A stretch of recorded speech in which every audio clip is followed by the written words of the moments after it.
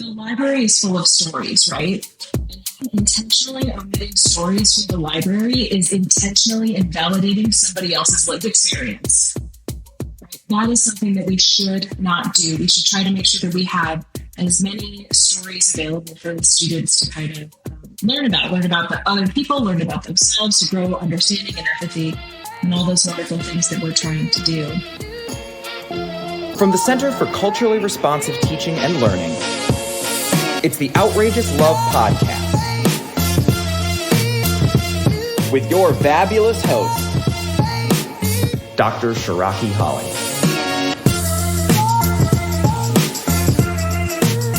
Welcome to another episode of Outrageous Love, the podcast.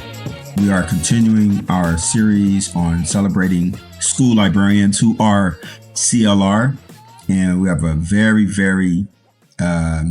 I'm going to say, deep and nuanced interview coming up with our next librarian. But before we get there, as always, we have to affirm ourselves. So tell your faces that you're happy. Do a very quick smile. If you're in a public space, look around, and all you're doing is saying today's going to be a great day. There's always a light at the end of the tunnel.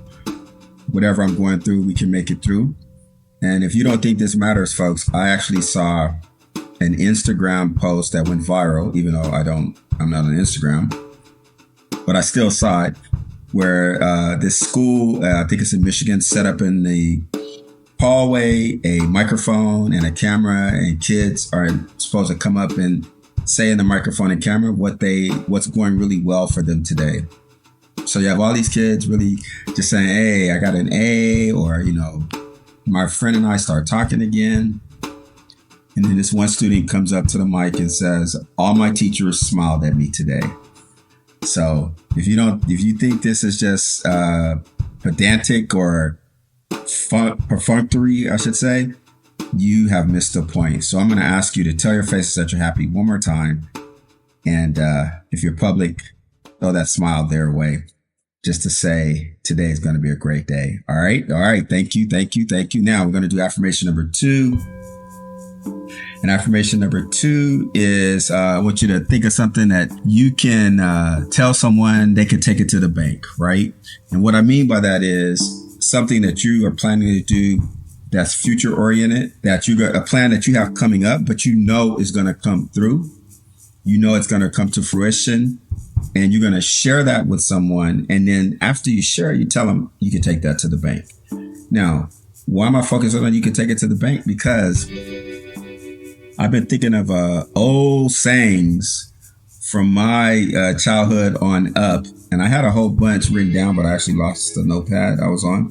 So I was thinking of take it to the bank. You could cash that check. My money's good. I don't know. But if you have one, send it to us in the email, info@cultureresponsive.org. But this one is called, you can take that to the bank. So think of something that you know is going to happen because you're going to make it happen. Share it with someone. You're going to share that with someone, and you're going to tell them you can take it to the bank. That's how much confidence you have. That's how much love you have for yourself. All right. Affirmation number 3 gets back to this notion of showing people love that we may not necessarily agree with, or that we have, some divide over. They may not be specifically aligned to this work. And so again, more based on kind of the climate of the country and how we're trying to come together. And I was actually inspired by a politician who's kind of done a 180. I'm not going to mention her name, but if you kind of follow the lamestream news, I think you'll know who I'm talking about. But she's totally changed her tune. And just listening to her in an extended interview, the bottom line is whether you think she's blowing smoke or not, what she's trying to do is what's needed. And that is what brings us together. So I want you to reach out to someone, different side of the aisle politically, state you don't agree with them something in relation to your school site, or they are anti-CLR, anti-equity, or a non-believer, as I call them, a naysayer. I want you to see if you can find something in common with them and then see if you can share that. Just see if you can find something and just let them know. I know we don't agree. I know we're divided. I know you don't like CLR, whatever. But I realize that you love, XYZ coffee. So here's a cup on me. I love that coffee too. Okay. So find something in common with someone you're not exactly aligned with. That's a tall task, but it's a way that we can show love. All right. So those are our 3 affirmations for this episode. And I'm glad because I usually do something around being grateful for Thanksgiving with that holiday, with that coming up. But we thought that this was more necessary this time around. Not that we don't need to be grateful, but that kind of goes without saying, right? All right. Now it's time for Dr. Holly's 2 cents. Dr. Holly's 2 cents, 2 cents, 2 cents. Don't get it twisted. Dr. Holly's 2 cents. Here's what I've been thinking. Listen up. And I just wanted to focus on, as we culminate the series on librarians and celebrating them, I wanted to just summate it by, is that a word? To bring it to summation by saying, anyone can be culturally and linguistically responsive. And that's the message that I think we should send, because I realize we could actually do a series with counselors, with social workers, with instructional coaches. We could just go around, even find some classified, people who work like in offices and such, if we wanted to, because the message is universal and it's something that we have to remind people. Our podcast is entitled Outrageous Love, to remind us that there are students that we need to love outrageously, and we got to love the students who need it the most, love to be loved outrageously. And that idea, that concept is universal, right? And so I'm not saying this to say in this way, if the school librarian can be CLR, so can you. I'm sort of saying it in the opposite way. I'm saying we all can be validating and affirming, every single person, including the librarian, right? I'm just trying to flip it, because I think the universal message is necessary, because sometimes people kind of leave our workshops, leave our books saying, oh, that's not for me. And me talking to these 2 great educators over the past 2 months reminds us that it's for everyone. And if you are in a position of influence or leadership, the question is, how can you make the school secretary see it? How can you make the bus drivers see it? How can you make your, robotics teachers see it, right? That's our job as people who are engaged and involved in this work. There was a lot that came out of the interviews with the librarians, but I'm focusing on sort of just one of my biggest takeaways, which was truly, truly, truly a reaffirmation that anyone literally can show outrageous love to the students who need it the most. And anyone can be validating and affirming to who our students are based around their needs culturally and linguistically. So that's my sort of big picture 2 cents. And now I'm going to introduce and celebrate and honor her great work. Allow me to introduce Francine Binnert. I never actually said her last name, so I hope I'm pronouncing that right. But it's spelled, folks, Binnert. And she is a librarian at Cottonwood Classical Preparatory School. And she oversees the development and implementation of the library program. The school is a 612 school. She manages collections, instructs on research, citations, and around issues of academic integrity. She is committed to ensuring free confidential access to information for students and faculty. Francine serves as a member at large on the executive board of the New Mexico Library Association and is the chair of the New Mexico School Librarians Group.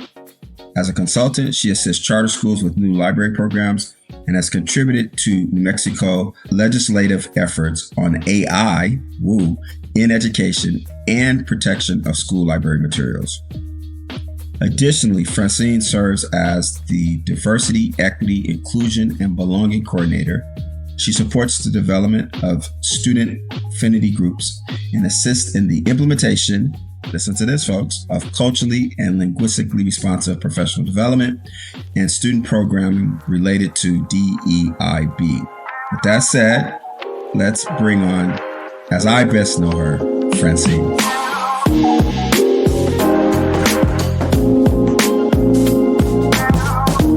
So welcome, Francine, to Outrageous Love, the podcast. So glad to have you. This has been a long time coming. I'm excited. Yeah, Dr. Holly, I'm so excited to be here. Thank you for having me. I've already shared with the folks how you are a, staunch supporter of CLR and our work in particular. Mm-hmm. But now we kind of get to go inside your world, and we're, celebrating quote unquote librarians. You're our second guest, and I wanted to start there by, first of all, what is your official title, and how would you characterize the state of, just in terms of where you think your position is in the overall education picture? Well, that's a big question. So I have two job titles, right? One is librarian. I'm also the diversity, equity, inclusion, and belonging coordinator for the school. And I feel like when I tell people that, they're like, "Well, those are two totally separate things." No, actually, librarianship and DEIB work are very, very closely related. So within the realm of the school right now, I'm working in a 6 through 12 school, obviously like the literacy piece, but really it's about growing discernment in the students as far as like choosing sources of information and making sure that they can determine if information they find is accurate for research purposes, and then giving credit for intellectual property and all of those important things. And then, kind of like the bigger picture in New Mexico is that the role of the librarian really varies by school. So we don't have PED oversight. We don't have any oversight for what our program should be or what it should look like. And in one sense, that can be incredibly freeing because we can completely tailor what we do to support the school and the students without having that oversight. But on the other side, it does take away some credibility that I feel like librarians in other states receive when they have, more robust support. Okay. And so what you just said is totally new to me. Do you know about other states in terms of, is what New Mexico doing or not doing unique, or is that kind of across the country? I think it happens a lot. It's still a little bit like the wild, wild west. We have national standards, but there's no obligation for states to adopt that. In New Mexico, to become a librarian, you must be endorsed in librarianship. So that ensures that you have somebody qualified in the classroom to support the students, but many libraries are also staffed with educational assistants too. So like I said, it's like the wild, wild west. You'll really get a variety of different perspectives and experiences in librarianship, not only within our state, but all over the place, right? But we have these big governing organizations like the American Library Association, the Association of School Librarians, to guide us and give us support where we need it. Okay. I know that, banning books has always been part of, has always been. It's not what has occurred in our country in the past, 5 years or so is not new to your work, but specifically, how have you been affected or not affected about the current wave of anti-DI, banning books, Moms for Liberty, like all of that? Has that impacted you in terms of the titles you're holding and how your students are able to approach some of these more provocative topics? I love the way you phrase this as it influence like the titles that I'm holding, because honestly, I use those lists to look for things that I haven't purchased yet and then purchase those materials, because normally they are lauded, they are well vetted, there's quality resources there. Not to purchase as something like, not in being reactionary, but saying, oh, maybe these are things I haven't considered yet. And if they're contentious, I'm kind of curious as to why. Students tend to gravitate towards what's contentious too, but they also have a good idea of what is right for them. I mean, we've had students pick up books from the shelves, begin to read it, close it, put it back, and that's their right. That's exactly what they should do, right? If they don't feel that book is for them at that time, that's fine. But my view is that the library is full of stories, right? And intentionally omitting stories from the library is intentionally invalidating somebody else's lived experience, right? That is something that we should not do. We should try to make sure that we have as many stories available for the students to kind of learn about the other people, learn about themselves, to grow understanding and empathy, and all those wonderful things that we're trying to do. Yeah, totally. So the direct answer to the question is you haven't had to contend with any of that. Meaning you haven't had a parent walk in and say, "I don't want my kid reading that book," or PTA saying, "We need that off your shelf." You haven't had any direct hits, if you will. We have. Okay. We have. Okay. Yes, we have for sure. Everywhere, all over the state of New Mexico has had this problem. I mean, and if you look at the book challenge rates over the last 10 years, it's grown exponentially, right? So we are not exempt from that. And our process requires somebody to be within our community to make a challenge. And then they have to read the book in its entirety and tell us why it isn't appropriate, right? And most people will not meet that benchmark. They don't want to go that deep in order to kind of launch their complaint. But in addition to seeing it in the library side, we also see it on the instructional materials side too, right? I think people are also a little more willing to voice their issues with instructional materials, right? And we should always be able to kind of talk about our concerns. We should keep open communication all the time. I mean, there's options for other assignments, and in the library, there's always another book. But yeah, this is something that we've dealt with too here in New Mexico. Okay. Yeah, I'm trying to get a sense of like, because sometimes when we've heard about these things, they've been like, Florida or, somewhere in the South. And so in talking to you and Paisley, Paisley's in here, California, you're in New Mexico, which I suppose, which some people would make assumptions politically that necessarily you wouldn't get that type of response. So I really just try to just let folks know just everywhere that, no, this is happening everywhere, basically. It is happening everywhere. And last March, we tried to push through legislation. So the Grandparents for Truth, and the Grandparents and Allies for Truth is kind of like a group that is in opposition for Moms for Liberty. So shout out to them because they're wonderful. They, along with Senator Antoinette Cedillo Lopez, put together a bill regarding protection of materials in school libraries. And so school librarians and the New Mexico Library Association got on top of really supporting that. It was near the end of the session, but it didn't get through. But it's been in the media pretty frequently over the last couple of months, just to kind of keep it at the top of things, keep it in people's minds. Because we want to make sure that those materials are protected. And so there's a bill for public libraries, there's a bill for school libraries, and then there's a bill for academic libraries as well. Got it. Cool. That's why I love New Mexico. It's really, I think, just in general, the advocacy around this work is understated. You know what I mean? Just in terms of how things are happening statewide, and certainly even there in Albuquerque. So let's now get to your journey to responsiveness. Thanks for letting us into your world. So tell us, when did you first recognize that you're about this work? I call it the early years recognition as you sort of think back. So, I mean, there's been a couple different times, right? So I think my identity is kind of a unique mix.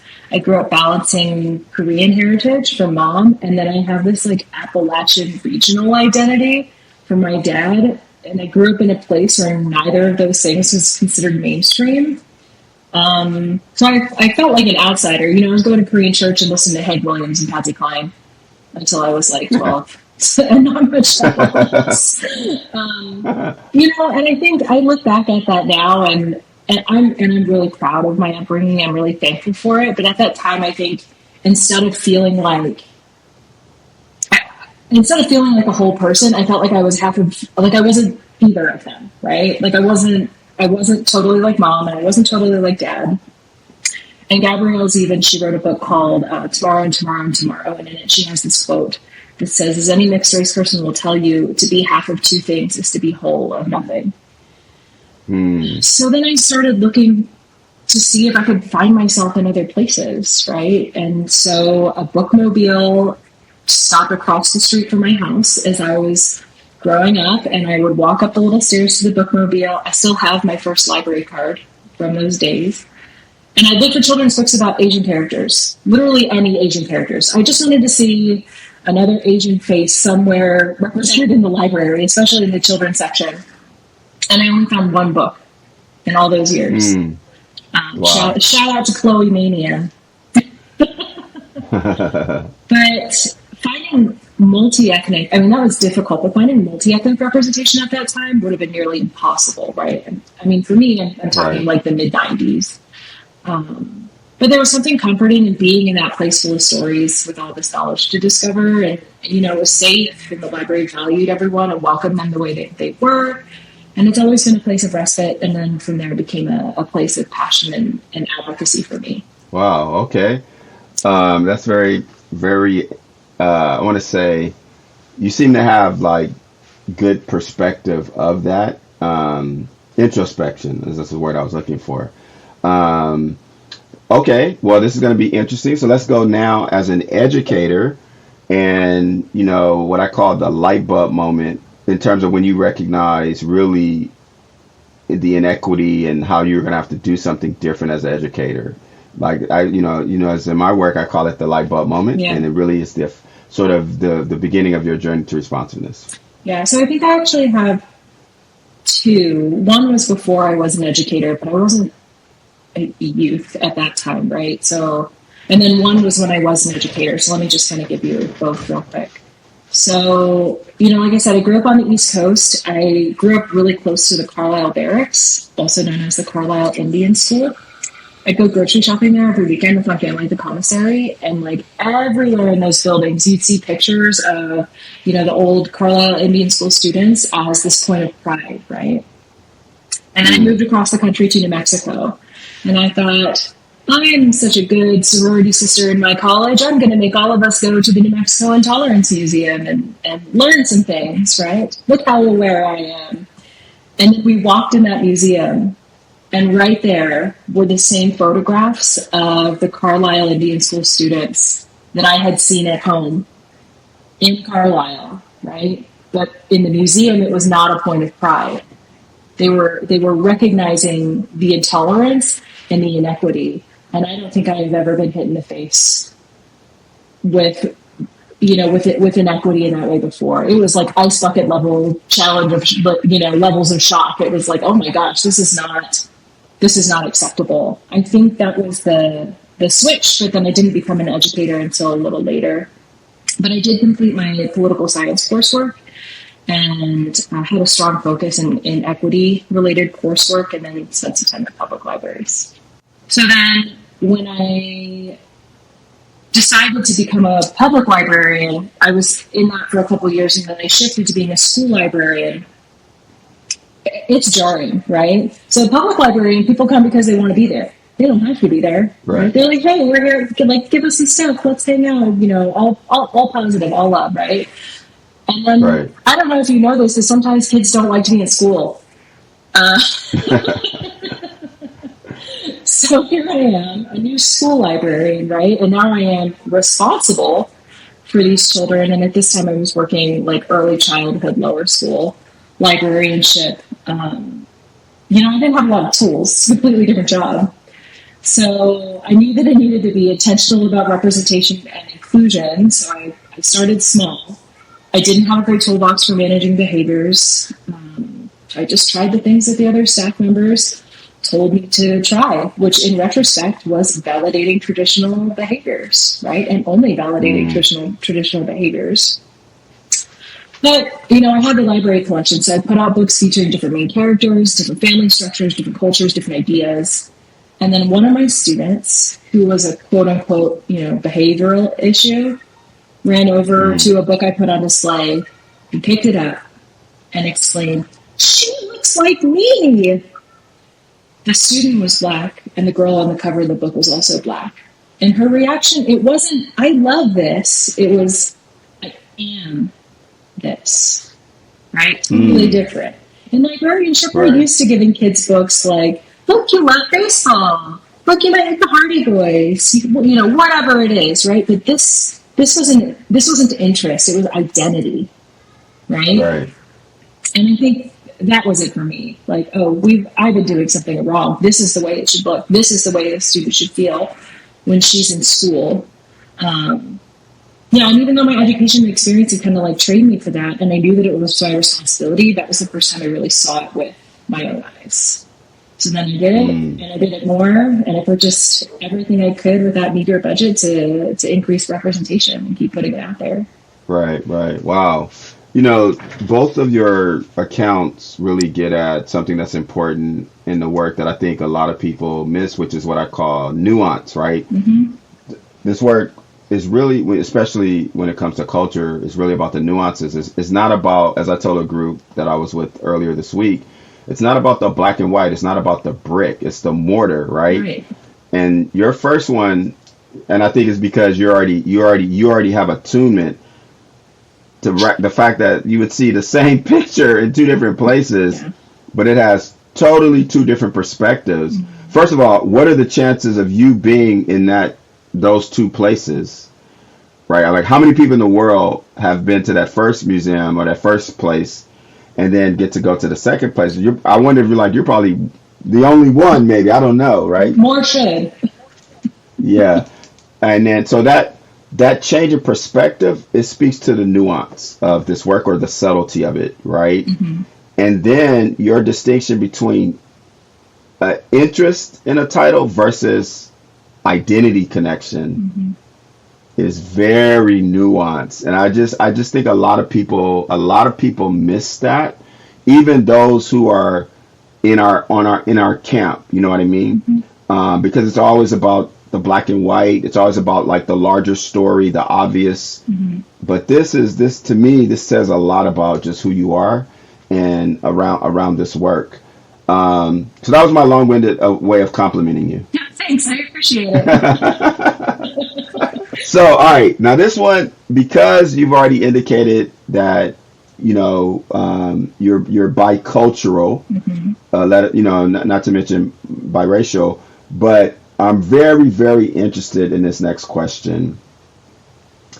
And full disclosure, I've already talked to you about this before, right? But I'm interested in, just exposing your exposing it to the audience in terms of the rings of culture. Mm-hmm. And given your very interesting, I'm gonna call it dynamic background and upbringing, I'm really interested in which two rings you're gonna pick to kind of talk about. I think the first one is surprisingly easy. I think talking about ethnic culture and that biculturalism, it's popular right now, especially mixed Korean identity is everywhere. I mean, this summer I turned pretty to all the boys I'd loved before, tomorrow, like innumerable middle grade books. Schools are starting K-pop clubs. Yeah. K-pop Demon Hunters is a thing. I'm sure that you could bust in the song right now.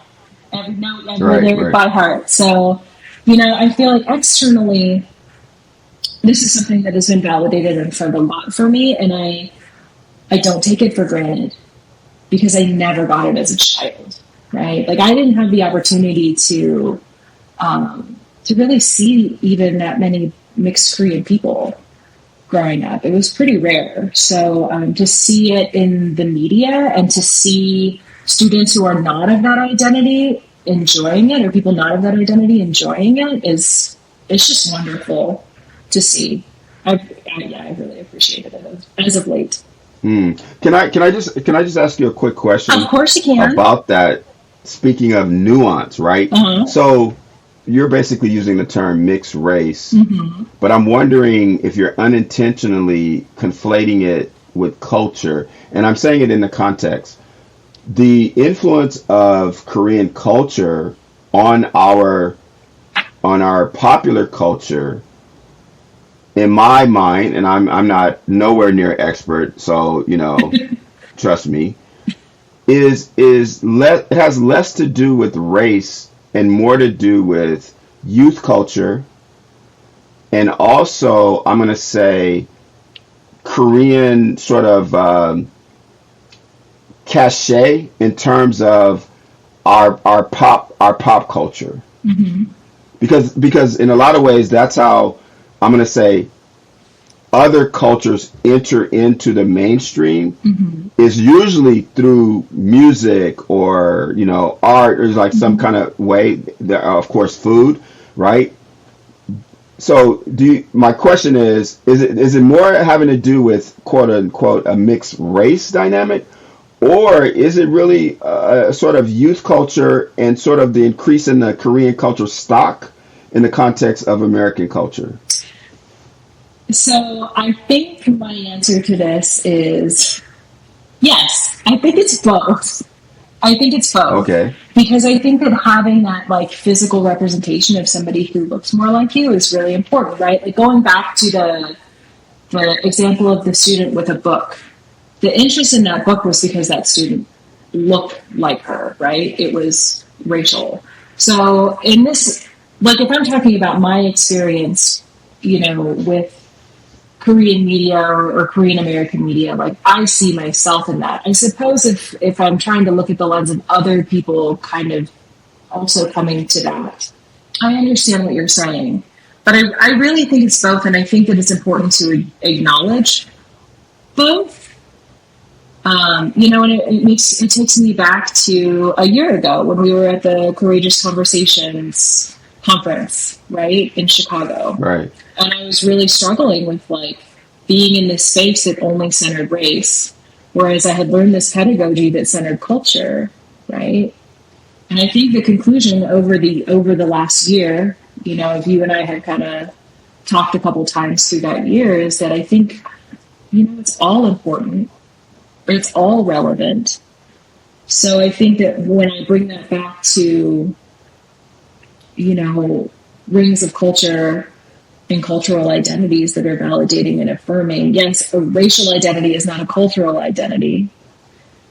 So I think you're right in what you're saying about cultural identity, but I also think it's worthwhile to mention the racial identity because I think it matters. I guess what I'm probing is my sort of interfacing with Korean teachers Mm-hmm. who are not mixed race, right? Mm-hmm. They definitely will lean more on the cultural side of things in terms of really acknowledging how Korean culture is influencing American culture, Yes. which then validates their Korean Americanness, if you will. Yes. Right? Yes. Because it gives them that space of identity. But it doesn't have anything to do with race, quote unquote, versus someone who's biracial, Mm-hmm. right? Mm-hmm. And that racial component has come in because of the fact that the person is quote unquote mixed race, Mm-hmm. and so therefore it has to be factored in. So it can't be looked at purely in a cultural way. Yes. But I think that it's also important to acknowledge the racial aspect as well. Let me just ask you straight out, Francine. Yeah, what I'm yeah. saying is, if a teacher, this has been my experience, if they're Korean, Mm-hmm. not mixed race, Uh-huh. they tend to talk less about race. Uh-huh. If they are mixed race, Korean and something else, Mm-hmm. they tend to talk more about race. Mm-hmm. That's so I'm saying Yes. is that do you okay, so when you say it's important to look by race, I think of it in the context of, yeah, I understand that, and that's really because of our racial, I call it BS, in the context of the United States, Yeah. that you have to even deal with that, Mm-hmm. right? Mm-hmm. And that's the way I kind of process it. It's like, man, like it's it has to become part of the conversation because It of does. our racial BS. It does. When you are biracial, you constantly have to explain to other people what you are. Right. Okay. Yeah. Or you are constantly subject to other people's opinions about what you are. Right. Right? So it is like a very awkward space to be in where people are constantly trying to guess your race or make assumptions about your race. I've had people tell me, well, you look white. you only look white, you don't look Korean at all, which is kind of hurtful in a way. Right. Right. And then I've had random people walk up to me in an airport and be like, "Are you half Chinese?" Oh, all right. Yeah. Right. Okay. I've sat across from people at dinner and they've said, "So what are you?" Right. Right. So, I think when you are a single race, right, you don't need to talk about it because it's clear. Right. Or you've deemed it irrelevant to the conversation in that moment, right? Right. It feels like starting a conversation as somebody who is mixed race, sometimes it feels like starting a conversation with just at a deficit. Right.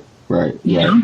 Yeah. And that's great, because that's what I was really wanting to get at, because to me, that's the nuance, right? Mm-hmm. And thanks for walking me through that.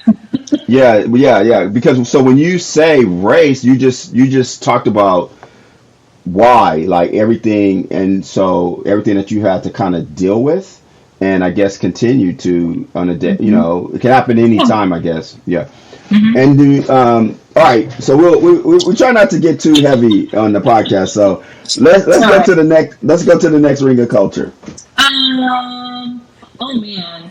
So nationality, but I'm going to bring it back down to that regional culture to narrow it just a little bit, right? So I'm an East Coaster living in the Southwest, and there are very, very different behavioral expectations around conversation. But when exercising situational appropriateness, it can be an asset too. Being direct can be an asset on occasion. Yeah. It can also situationally be a liability, but it can be an asset. Yeah. I didn't get your regional until you told me, right? So it's interesting. Mm-hmm. My question to you wouldn't be around like your racial identity. My question, when all my times I've been with you, is, are you New Mexican, quote unquote? And then I found out and it affirmed my questioning. Yes, I am not from New Mexico, and I think that any of my colleagues will tell you that very quickly if you ask them. But I really try to be situationally appropriate. Like, it is like, that's a whole podcast right there. Like, even what does that mean, right? Yes. Right. Yeah. But the distinction you're making in terms of being East Coast, there's definitely, we can tie directness to geographical location. No doubt about it, right? I was recently in a situation where an educator is being very direct, and as I was listening to her, I was wondering, like, where's that coming from? And then I go, oh, she's from New York. Right? Yes. Like, oh, I forgot, she's from New York. Like, okay, that totally explains it, right? And I've found consistently, when you go to the coast, east or west, you get far more directness. But as you go more to the middle, like as you make your way to the middle, it becomes less direct. And I guess when you're like somewhere, I don't know what would be the middle, Ohio, I don't know.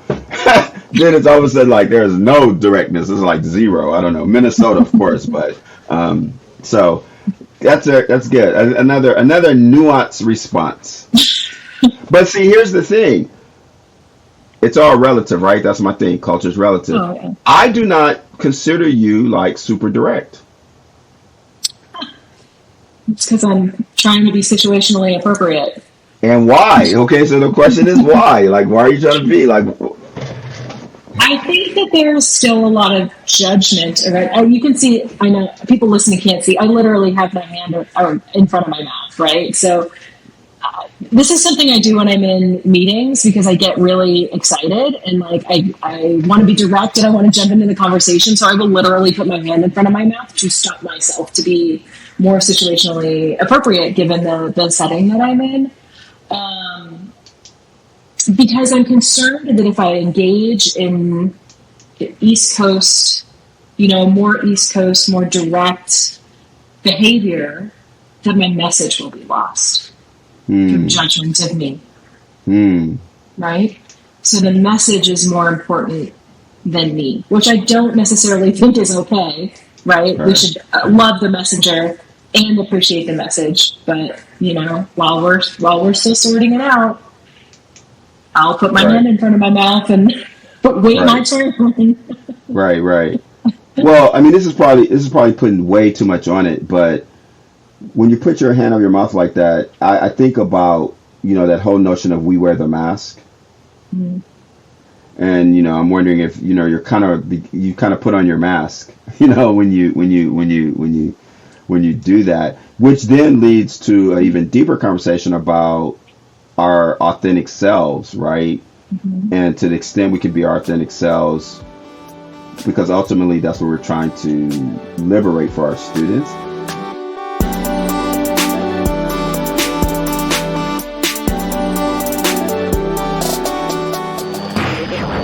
Attention educators, instructors, and lifelong learners. We know that you are passionate about creating CLR classrooms. You can stay connected to the latest conversations, resources, and events by following the Center for Culturally Responsive Teaching and Learning, CCRTL, on Facebook, Instagram, YouTube, and Blue Sky. Just remember, validate, affirm. That's all you need to find our profiles. Join us on Facebook at Validate Affirm. See inspiring stories and quick tips on our Instagram at Validate Affirm. See lesson demos, tutorials, and presentations on our YouTube page at, you guessed it, Validate Affirm. Join our vibrant online community and discussion on Blue Sky at Validate Affirm. See? You're getting it. So, what are you waiting for? Search Validate Affirm today on your favorite platform and start engaging with us. Let's transform education and make a difference together. Follow, like, share, and subscribe, and help spread the message of culturally responsive teaching and learning. See you online. Tell us a time now where you practice situational appropriateness around any kind of cultural dynamic or linguistic, and did you pull it off or not? My mind immediately goes to unsuccessfully. Sorry. I'm thinking of a time during COVID. We were in virtual meetings, right? Uh-huh. So we were all on our computers in our respective classrooms, and I was sitting there on my exercise ball, trying to keep myself contained, bouncing up and down, kinesthetic movement, a little bit of kinesthetic movement here to keep myself under control. It's a very stressful time, and I hear somebody come off unmute on the Google Meet, and they say, "Is Francine having a localized earthquake in her classroom? Is everything okay over there?" And I realized that what I was doing to be appropriate, right, bouncing up on that ball, was actually distracting for literally everybody else in the Google Meet. So I was pretty unsuccessful in my implementation of my kinesthetic behavior. Right. Yeah. Okay, Francine, you just threw us a curveball, because trust me, 2/3 of the people who listen to the podcast, they're listening and saying, "What the hell is she talking about?" Right? Trust me, because that example is so subtle, so nuanced. Now, of course, I love it. Because it speaks to one of our cultural behaviors, kinesthetic. I love it because there is a culture that comes with being on Zoom, and what you're saying is the expectation is that we be still, right? And you were playing bouncy ball, and that came across as not culturally appropriate, which one of your colleagues then pointed out through a question, right? Yes. And I just had to explain that, because trust me, 2/3 of the people are going to be like, "She's evading the question," and right. But I gotta let folks know. No, you are showing that you super get it. You super get it, and I really, really love that. And this is why I love talking with you, because we can do this sort of subtlety, nuance aspect of the work, and we don't always have to sit there and talk about sociocentrism or whatever. Like you get it. Like not too many people are going to give an example of needing to be situationally appropriate around kinesthetic movement. Yeah. Well, I mean, I appreciate that. I try Yeah. to live in the gray area. So thank you for validating that. I Awesome, appreciate awesome, awesome. Okay, that was really cool. So let's go to the last one. The last one is like what inspires you, what moves you, what lifts you up. You know, what's your pick me up? That's out of the arts, family, hobbies. Where do you go? What's your well? Where do you go? So you're going to sing Golden by Huntrix with me, right? That's what we're doing right now? Yeah, yeah. Yeah. I think pretty early on as a librarian, I was in a sixth grade class. So it's a memory thing, right? It's not like an art thing or a song, but it's a memory. I was teaching a sixth grade history class, something to do with maps and citing maps. And so the map I put up was a map of South Korea. And I was like, oh, I chose this today because my mom's from here, right? I'm her Korean. And as soon as I finished that sentence, this little girl from the back of the room like saunters all the way up to the front of the class and stands right in front of me. And she goes, me too, miss. Me too. And then she turned around and walked right back to her seat, right? Like that's it. That's everything. Like that was the moment where I got to be the person that I didn't have as a kid, Yeah. right? And that happens a couple times a year. And I don't know, those moments they really pull me through. Because they That's deserve awesome. that. Yeah, yeah. That's great. That's great. That's a great story. The thing about memories is that we can withdraw them from the bank at any time, right? Mm-hmm. And then sometimes they pop up when we're not even trying to withdraw them, right? Right. That's the great thing about those types of experiences. Yeah, thank you. Thank you for that. Thank you for letting me And share. sort of giving us you gave us a recurring thread throughout the whole podcast. So I don't even have to do any kind of summation. Like you kind of bookended it for us. There you go. I got you. You got me right. Drop the mic, right? Well, I've been wanting to get you on now for a couple of years, so I'm really glad that we finally had the opportunity, and we could do it under the banner of celebrating librarians and the work that you do, and the fact that you've embraced validating firming and CLR. So it's just like a triple win. And I look forward to continuing our partnership and our journey. Yes, I agree. Thank you so much, Dr. Holly.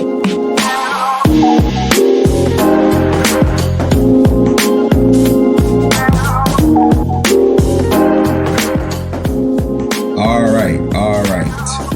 That was a very fun interview. I love because Francine has deep knowledge about CLR, obviously, so she's able to kind of go deep with it. And I thought she brought up two very interesting points that I want to leave us with. One was obviously our conversation on, her sense of being biracial, and how I tried to sort of sway the conversation, if you will, a little bit by having this distinction between centering on race versus centering on culture, which I think is very, very important, because sometimes people tend to take our work and want to hit it against race or think it's like an either or. And it's just a matter for us, and I think Francine represents this in a good way. It's just a matter of what you're centering in the moment. And there's no need to divide and conquer. There's no need to talk about one versus the other. Obviously, sometimes they do converge, if you will, or, sort of cross paths. But ultimately, we maintain sort of I would say, a measure of clarity when we're able to see each one in their own lane, sort of respectively. And that's where I try to go in that direction with Francine, because I think that as someone who has known her for a few years now, I have never, and I don't want to say that I wasn't paying attention to her racially. Obviously, if you see someone, you can tell, you can guesstimate. what race they are or if they're biracial or whatever. But, and maybe it's just because of me, I immediately kind of went to culture, and I'm all, especially with someone is of bicultural, has a biracial background. You always want to know, well, is their biracial background tied to their biculturalism if they are indeed bicultural, right? So that's how I tend to look at it. And I look that way with her. And as I said in the interview, also when I'm in New Mexico, I'm also keen for like that New Mexican culture. And if you've been there and you understand the people, you know what I'm talking about with that. And I say that, I say that with all affection. So that was a very interesting conversation, and we could have stayed there the whole day. The other part though is, and this is the part I really want you to not miss, is her example of a situational appropriateness in the context of sitting still on a Zoom was brilliant. And because it's subtle, it's nuanced. And if you think about the classroom situation, it fits in the context of what happens with some of our students. And that this is the type of culture responsiveness we're trying to get folks to focus on, right? I heard recently a teacher say to someone in our team that she basically said, I don't really see culture. I'm not looking at them as Black and Mexican kids, which was very interesting because that's not how we're necessarily asking people to look at our students. I'm more important that you see that fidgeting first grader who's bouncing up and down as related to their age and maybe gender culture, and not trying to relate it to their ethnic identity, right? And the main reason is you're more likely to validate and affirm, meaning if you looked at it through the ethnic identity, or dare say race, then you're more likely to have a deficit perspective. But if you look at it as this 6-year-old, quote unquote, boy, in a binary sense, then you may be willing to be more validating and affirming. So her example speaks to that level of subtlety and nuance that could work out for some of our students. And so I hope you didn't miss that. And I hope you can begin to see the subtlety and nuance of our cultural dynamics as well as we continue through the journey to responsiveness. All right. So once again, I want to thank Paisley from last month. I want to thank Francine from this month, and all of the school librarians. Again, we're going to dedicate this episode to them for the great work they do, for the great job they do. And let's support them. Go by your live school library. Give a shout out to your librarian. Show them some love and thank them for being validating and affirming.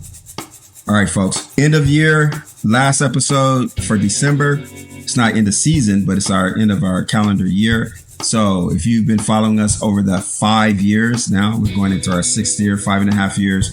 You know that in December, we kind of go off profession, if you will.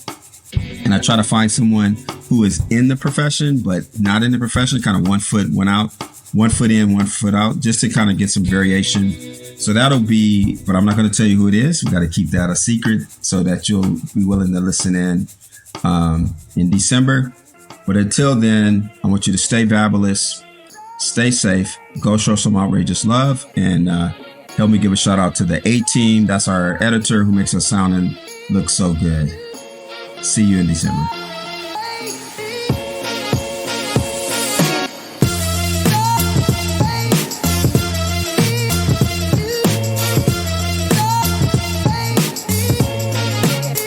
Outrageous Love, the podcast, is edited, produced, and includes original music by me, Andrew Haheim, in association with Dr. Shiraki Holly and the Center for Culturally Responsive Teaching and Learning.